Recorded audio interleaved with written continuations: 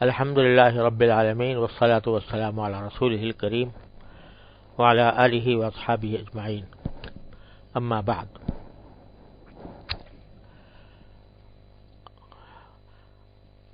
اس corona سے پہلے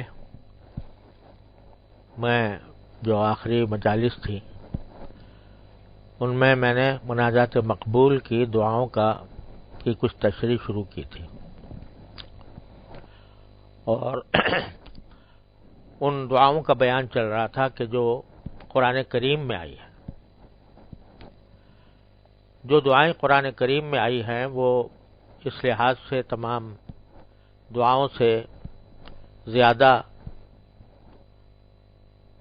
افضل بھی ہیں اور زیادہ امید افزا بھی ہیں کہ وہ خود اللہ جل جلالہ نے جن سے ہم دعائیں مانگتے ہیں انہوں نے سکھائی ہے۔ گویا ایک طرح سے خود اللہ تبارک و تعالی نے بتایا کہ اس طرح دعا کرو گے تو ہم اس دعا کو قبول کریں گے۔ اگر ان دعاؤں کو سوچ سمجھ کر اہتمام کے ساتھ اور اللہ تبارک و تعالی کی اطاعت میں دھیان کے ساتھ مانگا جائے تو ان کی قبولیت میں کوئی شک نہیں ہو سکتا، کیونکہ ایک اگر سخی داتا کوئی بڑا حکمران ہے یا کوئی دولت مند ہے، رئیس ہے، وہ اگر ایک فارم بنا دے کہ جو شخص اس فارم پر دستخط کرے گا یا اس فارم کے مطابق مجھ سے کوئی چیز مانگے گا تو میں اس کو دوں گا،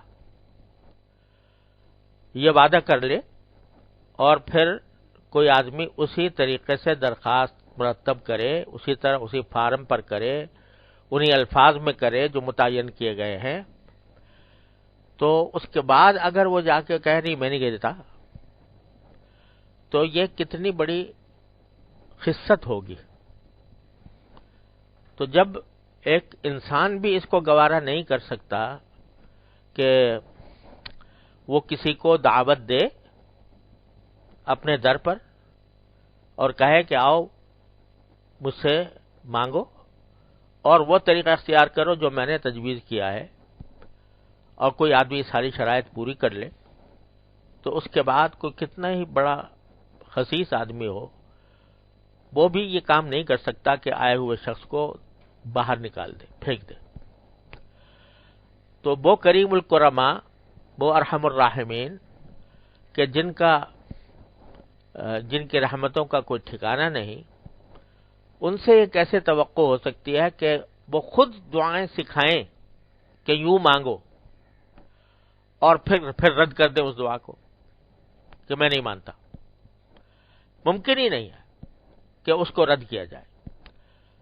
تو قرآن کریم کی دعاؤں کی خاصیت یہ ہے کہ اللہ تبارک و تعالیٰ کی بتائی ہوئی ہے، یا تو بعض جگہ خود کہا ہے کہ تم یوں کہو، قل رب ادخلنی مدخل صدق واخرجنی مخرج صدق، شاید میں نے آخری اس پر بیان کیا تھا کہ یوں کہو رب ادخلنی، یا یہ فرمایا کہ قل رب اغفر وارحم وانت خیر الراحمین، یوں کہو کہ اے اللہ مغفرت کر دیجئے میری اور مجھ پر رحم کیجئے، اور سب سے زیادہ رحم کرنے والے ہیں۔ ادھر آ جائیں۔ تو جہاں خود کہا ہے کہ تم یوں کہو، اب ہم سے کہہ دیا کہ تم یہ کہو اور پھر رد کر دیں کہ نہیں میں نہیں مانتا تمہاری بات، یہ ممکن نہیں ہے۔ اسی طرح بعض دعائیں اس طرح آئی ہیں قرآن کریم میں کہ اپنے جو مخصوص بندے تھے، برگزیدہ بندے تھے، انبیاء کرام تھے علیہم الصلوۃ والسلام، ان کی زبان سے اللہ تبارک و تعالی نے کچھ دعائیں کہلوائی اور ان کو قرآن میں ذکر کیا کہ انہوں نے یہ دعا مانگی تھی اور اس کا نتیجہ یہ ہوا تھا۔ تو اس کا قرآن کوئی افسانے کی کتاب تو ہے نہیں کہ اس میں کوئی کہانی بیان کی گئی ہو، کوئی تاریخ کی کتاب نہیں ہے کہ اس میں تاریخ بیان کی گئی ہو، وہ تو ہدایت کے لیے ہے۔ لہذا اگر کسی دوسرے کی دعا بھی قرآن کریم نقل کرتا ہے کہ انہوں نے یوں مانگا تھا، اور پھر ہم نے اس کے نتیجے میں یہ کیا، تو در حقیقت وہ ہمیں دعوت ہوتی ہے کہ تم بھی اس طرح مانگو، تو تمہارے ساتھ بھی ایسے ہی سلوک کیا جائے گا جیسے ان کے ساتھ کیا گیا۔ لہذا یہ جتنی بھی دعائیں قرآن کریم میں آئی ہیں وہ ساری اسی نوعیت کی ہیں، یا تو خود الفاظ سکھا دیے ہیں کہ ان الفاظ سے مانگو، یا اپنے جو برگزیدہ بندے ہیں ان کی دعائیں ذکر فرمائی گئی ہیں کہ انہوں نے یوں مانگا تھا، ہم نے اس کے ساتھ یہ کیا۔ تو یہ اس لیے یہ قرآن دعائیں بڑی زبردست اہمیت رکھتی ہیں۔ تو مجھے جہاں تک یاد ہے تو آخری جو دعا جس کے اوپر میں نے بات کی تھی، وَقُلْ رَبِّ أَدْخِلْنِي مُدْخَلَ صِدْقٍ وَأَخْرِجْنِي مُخْرَجَ صِدْقٍ وَاجْعَل لِّي مِن لَّدُنكَ سُلْطَانًا نَّصِيرًا۔ یہ کہہ رہے تھے کہ وہ لا الہ الا انت سبحانک انی کنت من الظالمین ہے۔ ہاں تو خیر چلو جہاں بھی ہوا تھا تو میں نے سمجھا کہ یہ جو رب ادخلنی کے مجھے یاد تھا، تو اس کے بعد جو دعا ہے قرآن کریم میں وہ بھی بڑی عجیب و غریب دعا ہے۔ وہ ہے ربنا آتنا من لدنک رحمتا وہیئ لنا من امرنا رشدا۔ اس پر ہوا ہے بیان پہلے؟ ہوا ہے؟ اچھا چلو خیر تکرار ہو جائے تو کوئی حرج نہیں۔ ربنا آتنا من لدنک رحمتا وہیئ لنا من امرنا رشدا، یہ دعا ہے اصحاب کہف کی۔ اصحاب کہف نے یہ دعا مانگی تھی۔ کب مانگی تھی؟ کہ یہ 7 حضرات تھے اور وہ ایک ایسے بادشاہ کے دور حکومت میں تھے جہاں وہ ان کے اوپر توحید کی وجہ سے بڑا ظلم کرتا تھا۔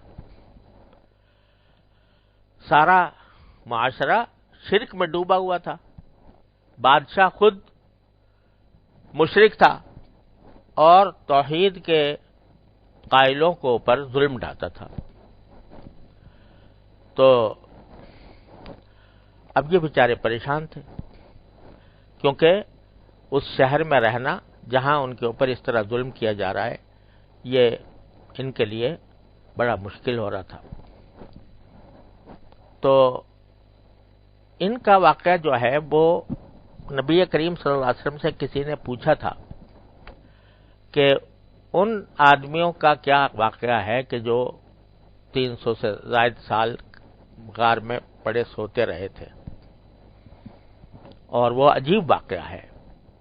کہنے والے نے یہ کہا تھا کہ وہ عجیب واقعہ کہ جس میں کچھ لوگ غار میں پڑے سوتے رہے تھے 300 سال تک، وہ کیا واقعہ ہمیں بتائیں۔ وہ ایک طرح سے یہ واقعہ مشہور تھا عیسائیوں کے اندر، اہل کتاب میں، تو انہوں نے یہ سوچا کہ نبی کریم صلی اللہ علیہ وسلم کو اس کا کیا پتہ ہوگا، کیونکہ یہ عیسائی کتابوں میں تھا اور کہیں اور کسی کو اس کا زیادہ پتہ نہیں تھا، اور تھا عجیب دیکھنے میں۔ تو قرآن کہتا ہے، جب اس واقعے کو بیان کرتے ہوئے قرآن کریم کہتا ہے کہ ام حسبت ان اصحاب الکہف والرقیم کانوا من آیاتنا عجبا، کیا تم یہ سمجھتے ہو کہ وہ اصحاب کہف کا جو واقعہ ہے وہ کوئی عجیب چیز تھی؟ تم اس کو عجیب سمجھ رہے ہو؟ یعنی ہماری قدرت سے کیا چیز بعید ہے؟ لہذا اللہ تعالیٰ نے، اگر میں نے اپنی قدرت سے کوئی ایسا کام کیا جو دیکھنے میں بڑا عجیب معلوم ہوتا ہے، وہ میرے لیے کوئی عجیب نہیں ہے۔ شروع یہاں سے کیا ہے واقعے کو، ام حسبت ان اصحاب الکہف والرقیم کانوا من آیاتنا عجبا، کیا تم سمجھتے ہو کہ یہ کوئی عجیب چیز تھی؟ بتا یہ دیا کہ کچھ بھی مانگ رہے ہو اللہ تبارک و تعالی سے، کچھ بھی مانگ رہے ہو تو اس کو یہ نہ سمجھو کہ یہ ایک عجیب چیز ہے، میں مانگوں گا تو کہاں ملے گی مجھے۔ اللہ تعالیٰ کے ہاں کوئی چیز عجیب نہیں ہے، کوئی چیز عجیب نہیں ہے۔ تو تم جو یہ سمجھ رہے ہو کہ یہ بہت عجیب واقعہ ہے، کوئی عجیب نہیں ہے، اس لیے کہ میری قدرت میں تو سب کچھ ہے، جس طرح چاہوں کر دوں۔ تو سکھا یہ دیا کہ دعا مانگتے وقت جب اللہ تبارک و تعالیٰ سے دعا مانگے بندہ، تو یہ نہ سوچے کہ یہ کیسے ہوگا، یعنی ایک طرف مانگ بھی رہا ہے اللہ تعالیٰ سے اور دل میں شک بھی ہو رہا ہے کہ یہ پتہ نہیں ہوگا بھی نہیں ہوگا، یہ تو بڑی عجیب چیز ہوگی، بڑی غیر معمولی بات ہوگی، کیا مانگوں اللہ میاں سے، بعض اوقات دماغ میں یہ بات آ جاتی ہے۔ تو پہلے لمحے پر اللہ تبارک و تعالیٰ نے اس خیال کو ختم کر دیا کہ یہ جو 300 سال تک وہ پڑے سوتے رہے غار میں اور زندہ رہے، یہ تم اس کو عجیب سمجھ رہے ہو؟ تو کیا سمجھتے ہو عجیب چیز ہے؟ ارے کیا عجیب ہے، ہماری قدرت سے، ہماری رحمت سے کیا چیز بعید ہے؟ اس واسطے کبھی یہ نہ سمجھنا کہ میں جو کچھ مانگ رہا ہوں وہ تو بڑی عجیب بات مانگ رہا ہوں، تو پتہ نہیں ہوگی کہ نہیں ہوگی۔ اور ایک حدیث میں رسول کریم صلی اللہ علیہ وسلم نے یہ بھی ارشاد فرمایا کہ جب کوئی تم میں سے دعا مانگے تو یوں نہ کہے کہ اللہ اگر یہ اچھا ہے تو کر دے، اچھا نہ ہے تو نہ کرے، نہ کیجے، یوں نہ کہے، بلکہ جو چیز چاہ رہا ہے وہ پورے اہتمام کے ساتھ اسی کو مانگے۔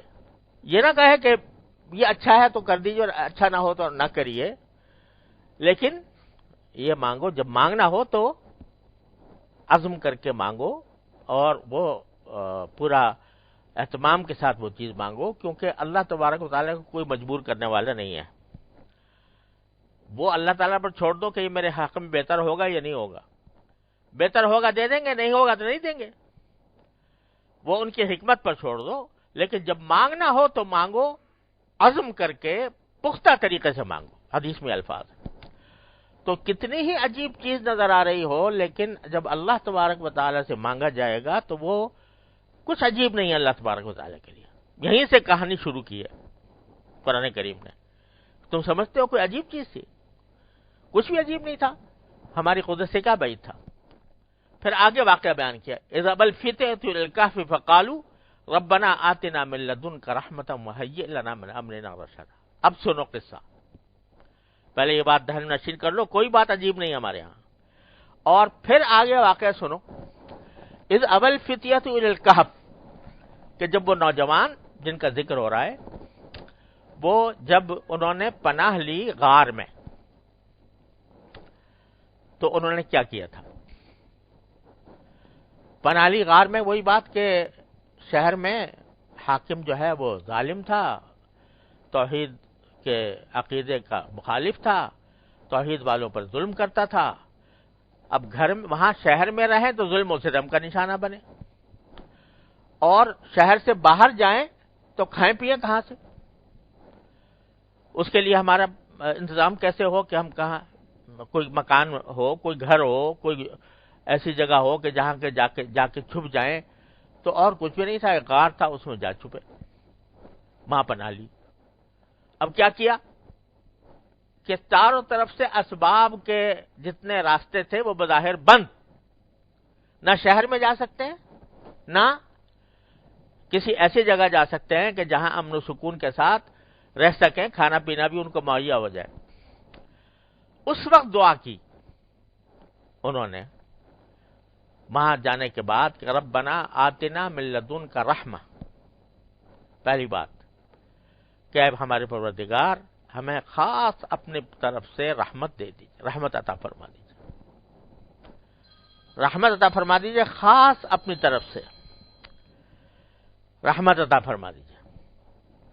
رحمتم من لدنک، یہ عجیب عنوان ہے کہ خاص اپنے پاس سے دے دیجیے۔ صرف یہ بھی کہہ سکتے تھے کہ رحمت دے دیجیے، رحم فرما دیجیے، لیکن کہا کہ رحمت خاص اپنے پاس سے دیجیے۔ کیا معنی؟ کہ ایک تو رحمت آپ کی وہ ہے کہ جو سب بندوں کے اوپر ہے، سارے بندوں پر، ہر ایک آدمی جو ہے وہ سانس لیتا ہے، زندہ ہے، وہ بھوک لگتی ہے کھانا کھاتا ہے، پیاس لگتی ہے پانی پیتا ہے، نیند آتی ہے تو سوتا ہے، یہ ساری اللہ تعالیٰ کی رحمتیں ہی تو ہے نا۔ لیکن وہ رحمتیں سب کے لیے عام ہیں، تو وہ رحمتیں تو آپ کی ہیں جو سب کچھ بھی ہیں، لیکن ہمیں آج اس ضرورت ہے آپ کے پاس سے کوئی خاص رحمت کی، جو آپ کے پاس سے خاص آئی ہو۔ کیوں؟ اس لیے کہ ہم مصیبت میں گھرے ہوئے ہیں، ایسی مصیبت میں گھرے ہوئے ہیں کہ نہ جائے ماندن نہ پائے رفتن، نہ ہم شہر میں واپس جا سکتے ہیں اور نہ ہمیں اس صحرا اور جنگل میں کوئی زندگی کے آثار نظر آتے ہیں کہ اس میں رہ کر ہم اپنی زندگی گزار لیں گے، اس مصیبت میں ہے۔ تو اس واسطے ہمیں ایسی رحمت کی ضرورت ہے جو خاص آپ کی طرف سے ہو، یعنی کہ عام جو رحمتیں ہیں ان کے علاوہ ہمارے لیے کوئی غیر معمولی رحمت عطا فرما دیجیے، من لدن کا رحمت۔ وَهَيِّئْ لَنَا مِنْ أَمْرِنَا رَشَدًا، اور ہمارے لیے آسانی سے مہیا کر دیجئے ہمارے اس معاملے میں کوئی بھلائی کی چیز۔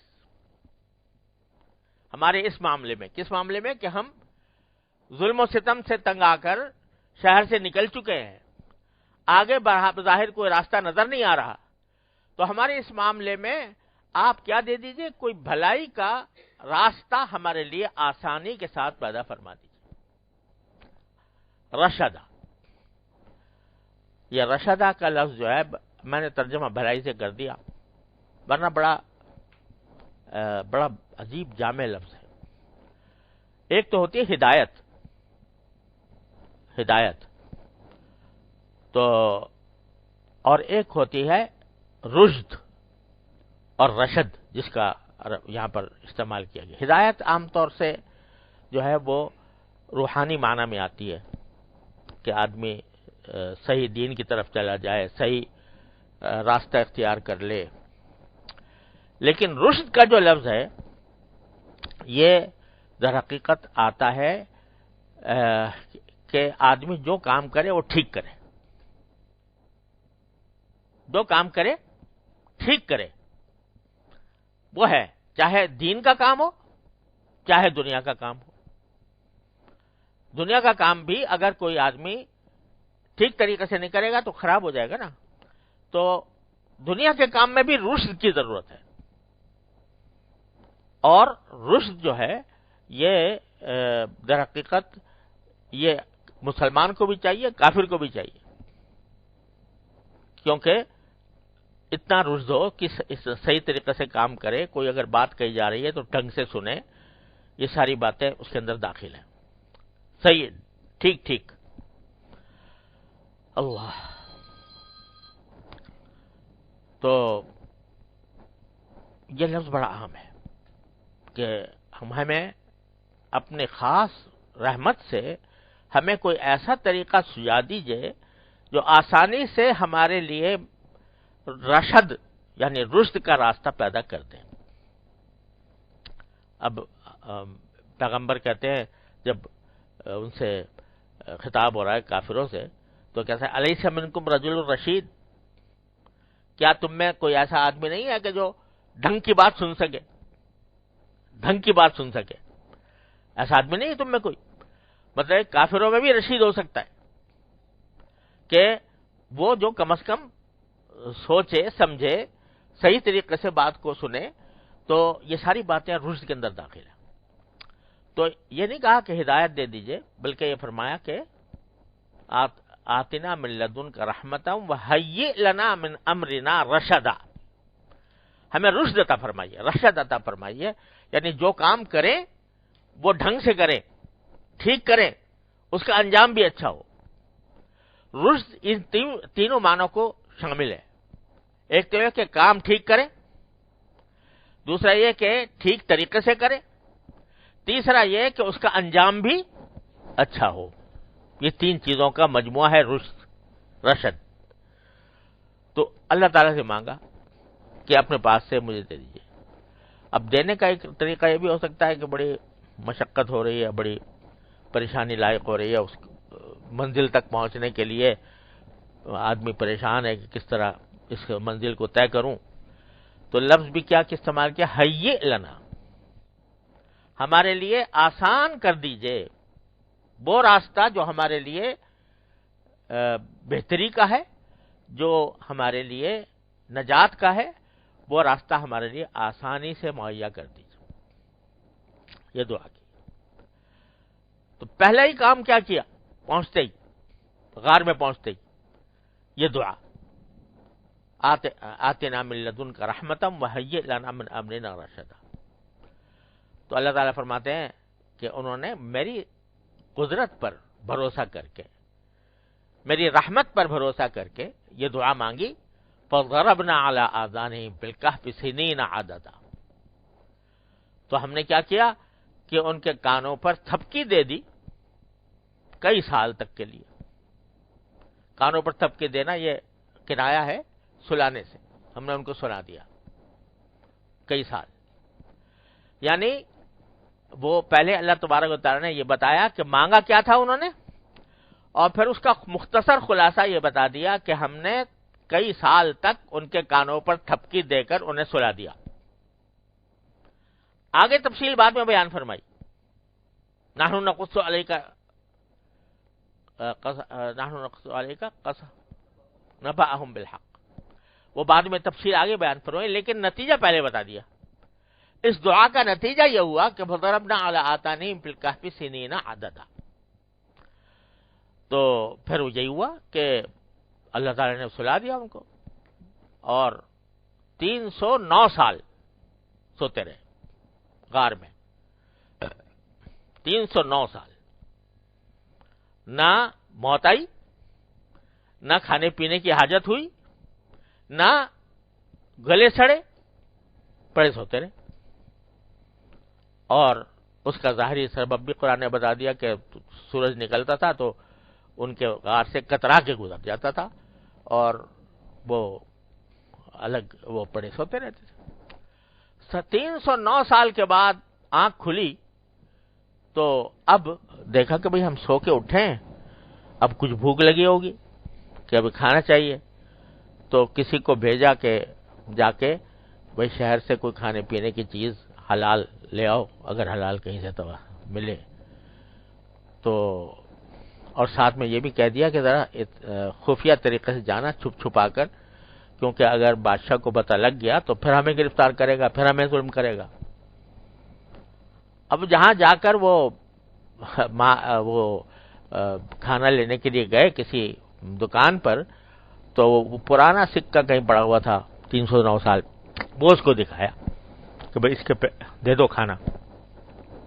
وہ کہتا ہے بھئی تم کہاں سے لے آئے یہ سکہ؟ یہ تو سکہ اب چلتا نہیں، 309 سال پہلے کا سکہ ہے. تو اس وقت لوگوں کو پتہ چلا کہ بھئی یہ کیا قصہ ہو گیا. اس وقت انقلاب آ چکا تھا ملک کے اندر، بادشاہ نیک آ گیا تھا، نیک حکمران آ گیا تھا. جب اس کو پتہ چلا تو اس نے ان کو بلایا اور اکرام کیا اور بڑی عزت کے ساتھ رکھا. اور بالآخر جب ان کی وفات ہوئی تو ان کے لیے ایک مسجد تعمیر کی بادشاہ نے. یہ واقعہ ہے. لیکن شروع یہاں سے ہوا ہے کہ جب غار کے منہ پر پہنچے تو یہ دعا کی کہ یا اللہ رب آتنا من لدنک رحمتا وہیئ لنا من امرنا رشدا. اب یہ واقعہ جو سنا دیا قرآن کریم نے، یہ کس لیے؟ ویسے ہی قصہ کہانی کے طور پر کہ بھئی افسانہ سنا دیا ایک، کیسا ہوا تھا. ظاہر ہے قرآن کریم نہ افسانے کی کتاب ہے نہ کہانی کی کتاب ہے. یہ تو جو بات ہے وہ کسی مقصد سے ہے، کوئی سبق سے ہے. سبق یہ دے دیا پہلے یہ کہہ کر کہ یہ کوئی عجیب بات نہیں تھی جو ہم نے 300 سال تک سلایا رکھا. یہ کوئی عجیب بات ہمارے لیے کوئی عجیب نہیں تھی، تمہارے لیے عجیب لگتی ہوگی تمہیں، ہمارے لیے تو کچھ عجیب نہیں تھی. تو یہ سبق دے دیا کہ جب کبھی تم کسی مشکل میں گھرو، کوئی پریشانی لاحق ہو، کوئی راستہ نظر نہ آ رہا ہو، تو اس طرح مانگو جیسے اصحاب کہف نے مانگا تھا. ربنا آتنا من لدنک رحمتا وہیئ لنا من امرنا رشدا. یہ مانگو. تو ایسے ہماری قدرت کے معجزے تمہیں نظر آئیں گے اگر تم نے ڈھنگ سے مانگا، اگر تم نے اہتمام سے مانگا، سوچ سمجھ کر مانگا، تو پھر ایسے تمہیں ہماری قدرت کے اور رحمت کے ایسے معجزے نظر آئیں گے جو تمہیں عجیب لگیں گے، لیکن ہمارے لیے کوئی عجیب نہیں. جو کوئی مشکل پیش آئے، یہ مانگو. اب آج کل لوگ کہتے ہیں کہ بھئی اس دور کے اندر دین کے اوپر مکمل عمل کرنا جو ہے بڑا مشکل ہو گیا، ماحول خراب ہے، چاروں طرف فسق و فجور کی آگ بھڑکی ہوئی ہے، طوفان گرم ہے، جھوٹ کا، غیبت کا، بہتانوں کا، اور لوگوں کو ایذا پہنچانے کا، اور عریانی کا، فحاشی کا، بد نظری کا طوفان ہے. اب لوگ کہتے ہیں کہ بھئی ہم کیسے بچیں اس سے. بعض لوگ کہتے ہیں کہ اگر ہمیں صحابہ کرام کے زمانے میں پیدا کیا ہوتا تو ہم بھی اسی جیسے ہو جاتے، لیکن ہم تو اس 14ویں 15ویں صدی میں پیدا ہوئے ہیں اور ایسے ماحول میں پیدا ہوئے ہیں کہ جو ڈوبا ہوا ہے معصیتوں میں، گناہوں میں. آدمی باہر نکلے تو نگاہ کو پناہ نہیں ملتی، مجلس میں بیٹھے تو زبان کو پناہ نہیں ملتی، کان کو پناہ نہیں ملتی، کوئی نہ کوئی مسئلہ انسان کے ساتھ رہتا ہے. تو کہاں جائیں؟ کس طرح ہم اپنے آپ کو بچائیں؟ تو اللہ تعالی نے بتا دیا کہ اس طرح بچاؤ کہ ہم سے مانگو. کیا مانگو؟ ربنا آتنا من لدنک رحمتا وہیئ لنا من امرنا رشدا. یہ مانگو، یا اللہ چاروں طرف آگ بھڑکی ہوئی ہے، معصیتوں کی، گناہوں کی، ہم شیطان اور نفس کے ہم غلام بنے ہوئے ہیں، اس سے ہم پر چھا گیا ہے، ہم پر مسلط ہو گیا ہے. اے اللہ آپ ہمیں اس مصیبت سے نکال دیجئے، اور آتنا من لدنک رحمتا وہیئ لنا من امرنا رشدا. پھر دیکھو کیا ہوتا ہے. ہمارے حضرت والا فرمایا کرتے تھے کہ یوں سمجھو کہ حشر کا میدان ہے اور اللہ تبارک و تعالیٰ کی بارگاہ میں کھڑے ہیں، اور وہاں اعمال بد کا پلندہ ہمارے سامنے ہے، کیا کچھ کیا ہم نے. تو جب باز پرس ہوئی تو آپ نے یہ کہہ دیا جواب میں کہ اللہ میاں آپ نے تو ہمیں اگر صحابہ کے زمانے میں پیدا کیا ہوتا تو ہم بھی ویسے ہی بن جاتے، لیکن ہمیں تو آپ نے ایسے زمانے میں پیدا کیا کہ چاروں طرف آگ بھڑکی ہوئی تھی اور چاروں طرف معصیتوں کا سیلاب تھا، گناہوں کا سیلاب تھا، حرام کا سیلاب تھا. جہاں جاؤ رشوت کا بازار گرم تھا، کاروبار کرو قدم قدم پر رشوتوں کے مطالبے تھے، اور باہر نکلیں تو ہمارے آنکھوں کو پناہ نہیں ملتی تھی، اور خود ہمارے گھروں کے اندر جو ہے وہ عریانی اور فحاشی کا ایک بڑا سیلاب خود ہمارے ہاتھوں میں موجود تھا. تو ایسے میں ہم کیا کرتے؟ آپ نے پیدا ہی ایسے وقت میں کیا تھا. بظاہر تو تم نے جواب ایسا دے دیا کہ جو ہے اس کو سمجھنا چاہیے، لیکن اگر باری تعالیٰ اس کے جواب میں یہ پوچھ لے کہ ٹھیک ہے ہم نے پیدا کیا تھا تمہیں ایسے ماحول کے اندر، ظلمتوں کا ماحول تھا، معصیتوں کا ماحول تھا، لیکن کیا کبھی ہم سے مانگا تم نے؟ کیا تم نے کبھی ہم سے مانگا کہ یا اللہ یہ چاروں طرف یہ آگ بھڑکی ہوئی ہے، اس سے ہمیں نکال دیجئے؟ تم سے گناہ اگر چھوٹ نہیں رہا تھا تو ہم سے مانگتے نا کہ اللہ چھوٹ نہیں رہا، چھڑوا دیجئے، اور عزم کے ساتھ مانگتے کہ یہ چھڑوا دیجئے اور ہمیں اپنا تابع فرمان بنا لیجئے، ہمیں اتباع سنت کی توفیق عطا فرمائیے. یہ مانگتے نا ہم سے، مانگا کہ اگر مانگا تو بے شک تمہارا عذر جو ہے وہ ٹھیک ہے کہ ہم نے تو آپ سے مانگا بھی تھا، آپ نے دیا ہی نہیں. لیکن ہم سے مانگا کب؟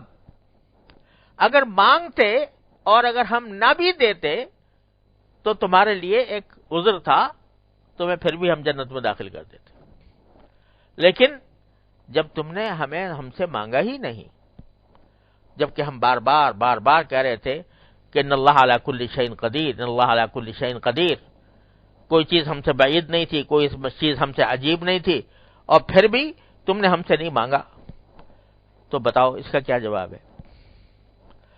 تو اس سے معلوم ہوا کہ آدمی اگر کوئی گناہ چھوڑ نہیں پا رہا ہے، اپنے آپ کو مجبور سمجھ رہا ہے، مجبور حقیقت نہیں ہوتا لیکن نفس اس کو مجبور قرار دیتا ہے، تو کم از کم اللہ تبارک و تعالی سے یہ مانگتا تو رہے کہ ربنا آتنا من لدنک رحمتا وہیئ لنا من امرنا رشدا.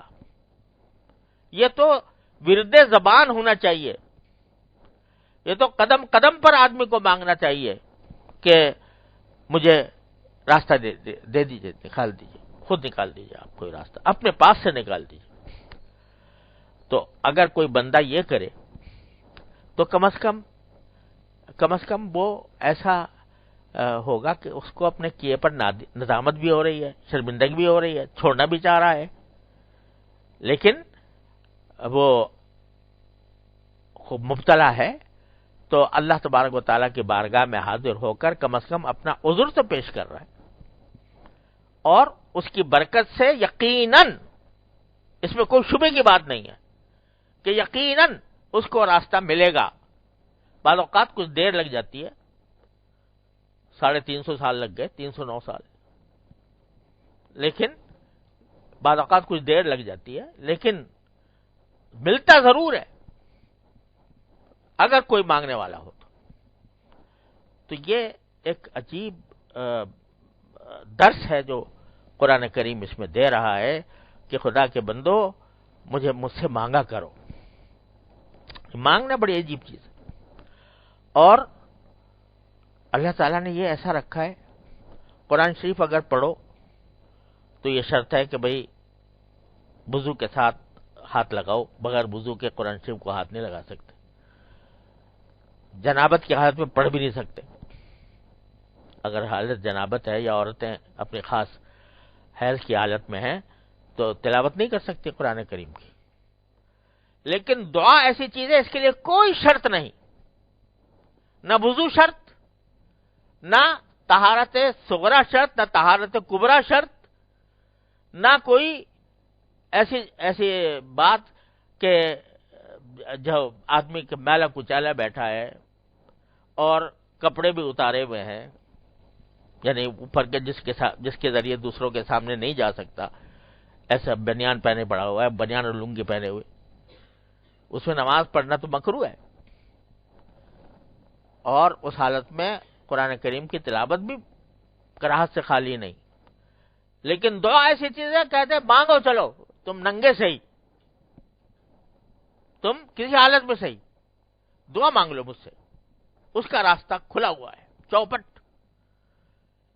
لہذا وہ ایسی چیز ہے کہ بندہ اس کو پلے باندھے اور ایسا کچھ بن جائے کہ ہر وقت اللہ تعالیٰ سے کچھ نہ کچھ مانگ رہا ہو، چاہے دل ہی دل میں ہو. جو مسئلہ پیدا ہو گیا اس کو مانگ لے اللہ میں سے، چھوٹا ہو گیا بڑا ہو. حدیث میں رسول کریم صلی اللہ علیہ وسلم نے ارشاد فرمایا کہ اگر تمہارے جوتے کا تسمہ بھی ٹوٹ جائے تو اللہ سے مانگو. یہ کیا بات ہوئی؟ تسمہ ٹوٹ گیا تو موچی کے پاس جائیں، اسے ٹھیک کرائیں. کہتے وہاں بعد میں جانا، پہلے اللہ سے مانگ لینا، اللہ سے مانگ لینا. یہ اللہ کے ساتھ تعلق پیدا کرنے کا، اس کو مضبوط کرنے کا، اس سے زیادہ قریب کا راستہ کوئی اور نہیں ہے جتنا اس سے مانگنا ہے. حضرت ثانوی رحمۃ اللہ علیہ فرماتے ہیں کہ کم از کم ایسے تو ہو جاؤ کہ جیسے ایک بچہ ہوتا ہے، وہ اس کے لیے جو کچھ ہے کائنات اس کی ماں ہے، تو جہاں کوئی مسئلہ پیش آیا فوراً امی کے پکارے گا. کوئی باہر کھیل رہا ہے اور کسی بچے نے ستا دیا تو وہیں سے امی کر کے پکارے گا. حالانکہ پتا ہے کہ وہاں امی ہے نہیں بیچاری، وہ گھر میں کہیں مصروف ہے، لیکن پکارے گا امی کو. تو حضرت فرماتے ہیں کم از کم ایسے تو بن جاؤ جیسے ایک بچہ اپنے ماں کے ساتھ تعلق رکھتا ہے، کہ جو کوئی مسئلہ پیش آئے، چھوٹا ہو یا بڑا ہو، وہ اس سے اللہ تعالیٰ سے مانگنے کی عادت ڈالو، کہ ہر وقت کچھ نہ کچھ اللہ تعالیٰ سے مانگ رہے ہو. اور خاص طور پر بہت سے کام ایسے ہوتے ہیں گناہ کے کہ اچھا خاصا نمازی آدمی ہے، روزے دار ہے، متشرع ہے، اور نماز باجماعت کا پابند ہے، سبھی کچھ ہے، لیکن کسی ایک خفیہ گناہ میں اس طرح مبتلا ہے کہ اس سے راہی نہیں ہو رہی. جانتا ہے کہ گناہ کر رہا ہوں اور پھر بھی وہ گناہ میں مبتلا ہے، چھوٹتا نہیں ہے. تو کیا کرے؟ کم سے کم اتنا تو کرے کہ یہ مانگے ربنا آتنا من لدنک رحمتا وہیئ لنا من امرنا رشدا. یا اللہ مجھ سے چھڑوا دیجیے. یا اللہ میں ہمارے حضرت فرمایا کرتے ہیں اللہ میاں سے اس طرح باتیں کیا کرو کہ اللہ یا تو چھڑوا دیجیے ورنہ میری پکڑ نہ کیجیے گا. میں نے آپ کے حوالے کر دیا اپنے آپ کو، یا چھڑوا دیجیے یا میری پکڑ نہ کیجیے گا وہاں پر. تو یہ جب بندہ اتنا ربط پیدا کر لیتا ہے تو جب باری تعالیٰ یہ دیکھتے ہیں کہ یہ بندہ بیچارہ تھا تو یعنی اپنی حد تک کوشش کر رہا تھا، لیکن نفس اس کے اوپر غالب آ گیا تھا، شیطان اس پر غالب آ گیا تھا، اس نے جو ہے اس کو مجبور کر رکھا تھا. لیکن ساتھ ہی ہمارے سے لگاؤ ضرور تھا، اس کو ہم سے تعلق تھا، ہم سے مانگتا تھا، تو اس کو محروم نہیں فرمائیں گے. حدیث میں واقعہ بیان فرمایا نبی کریم صلی اللہ علیہ وسلم نے کہ ایک شخص تھا، کفن چور تھا. کفن چور، اس سے زیادہ رذیل پیشہ شاید ہی کوئی ہو، کہ قبریں کھود کے مردوں کے کفن نکالتا تھا اور بیچا کرتا تھا. جب اس کے مرنے کا وقت آیا تو اس نے اپنے بیٹوں کو وصیت کی کہ دیکھو بیٹا، اگر ایسا کرنا کہ جب میں مر جاؤں تو میرے پہلے تو لاش کو آگ لگا دینا، آگ لگا کے جو اس کی راکھ بچے، راکھ ہو، اس راکھ کو ذرا محفوظ رکھنا یہاں تک کہ کوئی ایسا وقت آئے جس میں آندھی چل رہی ہو، بہت تیز ہوا چل رہی ہو، اس وقت لے جا کے میری اس راکھ کو سمندر کے پاس اڑا دینا کہ اس کے ذرے سارے دریا میں، سمندر میں بکھر جائے. کیوں بکھر جائے؟ کیونکہ اگر اللہ میں نے مجھے کہیں پکڑ لیا تو میرا کچھ ٹھکانہ نہیں ہوگا. اگر اللہ میاں کا بس چل گیا مجھ پر تو میرا کچھ ٹھکانہ نہیں ہوگا. لہذا ذرے کہیں پھینک دو کہیں سمندر میں، اس طرح کے وہ جمع نہ ہو سکے. اب بیوقوفی کی بات تھی پتہ ہے کہ بھائی اللہ میاں کیا وہ نہ جمع نہیں کر سکتے اس کے ذرات کو؟ تو بظاہر تو ایک اگر دیکھا جائے تو کچھ کفر کی سی بات لگتی ہے کہ آدمی یہ سوچے کہ اللہ میاں کو اگر اس طرح کر دوں گا تو اللہ میاں مجھے پکڑ نہیں سکیں گے. جب اللہ تعالیٰ کی حاضری ہوئی تو پوچھا کہ تم نے یہ کیا حرکت کی، یہ کیا وصیت کی تھی؟ تو کہتا خشیت کا یار، یا اللہ آپ کے ڈر سے کیا ہے سب کچھ. تو باری تعالیٰ فرمائیں گے اس کے دل میں میری خشیت تھی، معاف فرما دیں گے، جا تجھے معاف کیا. لیکن کیوں؟ اس لیے کہ دل میں بسے ہوئے تھے اللہ میاں. اگر دل میں بسے ہوئے نہ ہوتے تو اس کو یہ ڈر بھی نہ ہوتا. لہذا اللہ تعالیٰ نے فرمایا کہ میں نے معاف کر دیا تم. تو یہ دعا ایسی چیز ہے جو بار بار صبح شام چلتے پھرتے اٹھتے بیٹھتے، یا اللہ میں چل رہا ہوں، یہ لکڑی مل جائے مجھے صحیح وقت پہ، یا اللہ میں باہر نکل رہا ہوں تو آفس کے ساتھ پہنچ جاؤں مسجد، یا اللہ مسجد میں داخل ہو رہا ہوں تو اللہ اپنے رحمت سے نماز ٹھیک طریقے سے پڑھوا دیجیے گا. باہر نکل رہا ہوں یا اللہ جو میں اپنے گھر جا رہا ہوں تو سب کو عافیت سے پاؤں, کوئی کسی کو پریشانی میں نہ دیکھوں. اگر گاڑی میں بیٹھے ہو تو یا اللہ مجھے منزل تک عافیت کے ساتھ پہنچا دیجیے. ٹریفک بند ہو گئی یا اللہ کھول دیجیے. ٹریفک جام ہے یا اللہ کھول دیجیے.